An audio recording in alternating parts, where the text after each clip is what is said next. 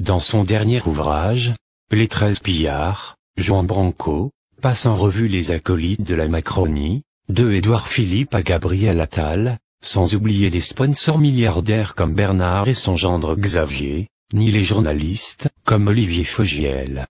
Et, finalement, il aboutit à une conclusion originale sur ce système de domination qui réussit à faire approuver sa politique à des millions de personnes qui en sont les victimes. Ne soit mis au courant du fait qu'ils proviennent des directeurs généraux et de l'actionnariat.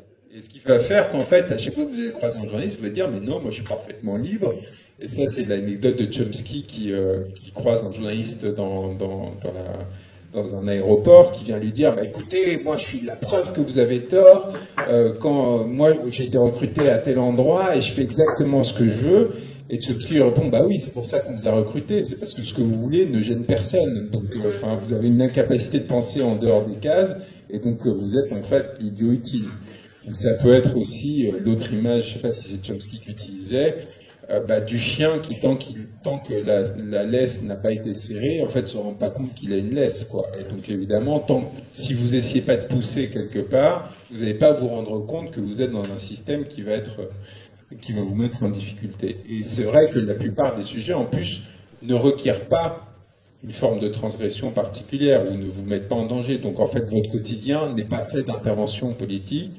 Ce qui font que vous avez des rédactions qui se croient indépendantes, qui sont, à cause de ça, assez médiocres, parce qu'on ne choisit pas des gens extravagants, des gens très intelligents, etc. Parce qu'en fait, par ailleurs, l'écosystème de la presse est surfinancé par des aides publiques, par des systèmes publicitaires qui eux-mêmes sont reliés à des oligarques. Le premier annonceur de France, c'est LVMH. LVMH, c'est la propriété de Bernard Arnault, donc qui est par ailleurs propriétaire du Parisien, des Échos, beau-père de Xavier Niel, et l'un des principaux sponsors d'Emmanuel Macron. Et donc vous avez des boucles, en fait, comme ça. C'est pour ça que je vous parle beaucoup de médiocrité, etc. C'est pas par suffisance ou par... Cette médiocrité, elle a une explication systémique. Le système a besoin de gens moyens, de gens qui sont relativement insignifiants, pour s'assurer de sa stabilité. Il n'a pas besoin de gens brillants. Pourquoi ? Parce qu'on est un pays extrêmement riche. On est un pays qui, justement, s'est construit sur le sacrifice de beaucoup, beaucoup de Français. Sacrifice qu'on a réussi à leur imposer en leur faisant croire que c'était pour un bien plus général et ainsi de suite. Donc, sacrifice qui a été intégré comme normal, qui fait qu'on accepte tous de se faire plus ou moins exploiter de façon plus ou moins intense sans trop protester, qui fait qu'on en arrive même pour beaucoup de Français à voter à droite pour des positions qui sont pourtant directement contraires à nos intérêts, y compris lorsqu'on vient de classes sociales défavorables, parce qu'on a intégré en fait toutes ces contraintes-là, et qui font qu'in fine, le système n'a pas besoin de se réinventer, parce qu'en fait, il repose tout simplement sur nos propres sacrifices à nous. Donc il n'a pas à se distinguer des autres systèmes, on n'est pas dans quelque chose de concurrentiel. Alors évidemment, la contrepartie, c'est que peu à peu, on s'affaisse.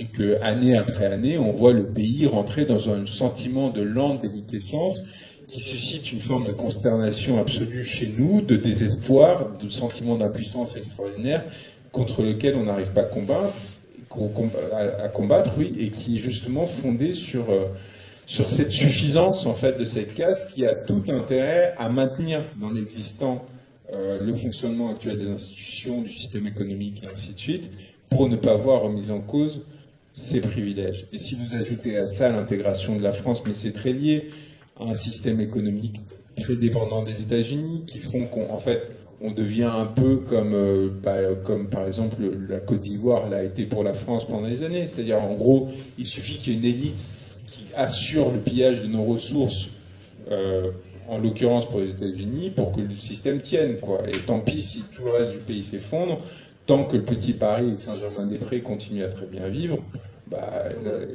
tant qu'on peut mater les révolutions à coups de gaz, de matraque et de tirs de LBD, tout va bien. Il n'y a pas de difficulté particulière. Et donc, on est dans cet effondrement progressif qui, à mon avis, est une clé de lecture qui permet, en fait, de comprendre de façon transversale la situation dans laquelle on se trouve et, à partir de là, commencer à réfléchir aux moyens de le subvertir. Et Fogiel, voilà, c'est juste, en fait, un épiphénomène, mais qui est intéressant pour montrer comment pourquoi est-ce qu'on se retrouve avec des gens comme ça à la tête de médias qui sont théoriquement très très importants, et quelle est l'utilité de ces individus-là?